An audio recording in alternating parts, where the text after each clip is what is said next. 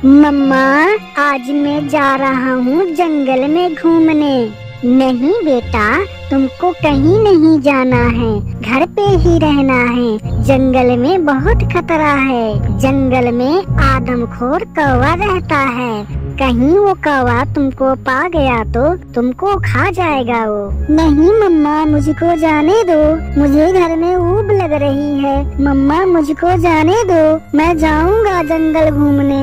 मैना का बेटा बहुत जिद्दी होता है। ठीक है बेटा, तुम जाओ, लेकिन नदी के उस पार मत जाना। नदी के उस पार आदमखोर कौवे का राज चलता है। फिर मैना का बेटा जंगल में घूमने के लिए चला जाता है। जंगल में घूमते घूमते वो बहुत दूर निकल जाता है। फिर वो एक खेत में जाकर दाना चुगने लगता है। मम्मा तो मुझको फालतू में डरा रही थी। मुझे तो घर में रह के बहुत ऊब लगता है। मुझे भी जंगल घूमने में बहुत मजा आता है।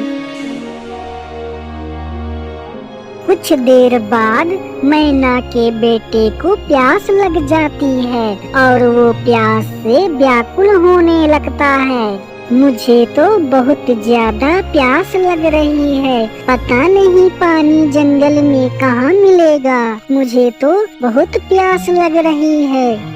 फिर वो पानी की इधर उधर तलाश करने लगता है। पानी वो ढूंढते ढूंढते नदी के किनारे पहुंच जाता है। मुझे तो जंगल में बहुत देर बाद पानी मिला है। मुझे तो बहुत प्यास लगी है। फिर मैना का बेटा पानी पीने लगता है।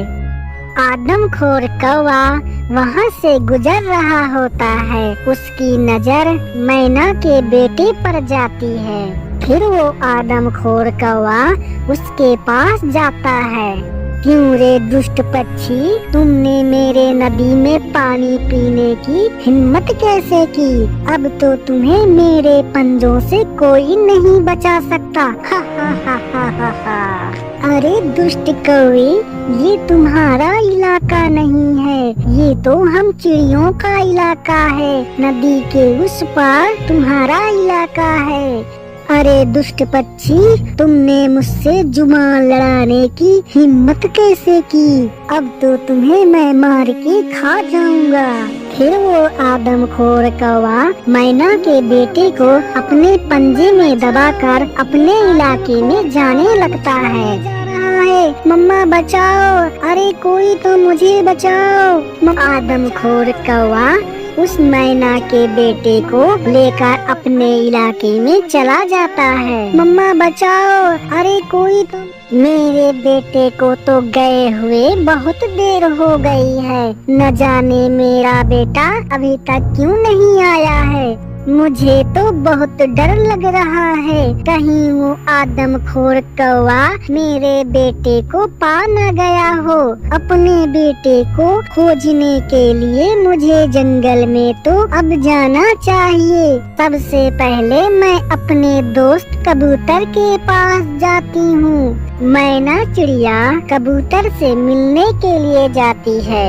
फिर मैना कबूतर से सारी बात बताती है। मैना बहन, तुम चिंता मत करो, अभी चलते हैं तुम्हारे बेटे को ढूंढने के लिए जंगल में। फिर दोनों चिड़िया ढूंढने के लिए जंगल में जाती हैं। दोनों चिड़िया नदी के उस पार कौवे के इलाके में जाती हैं।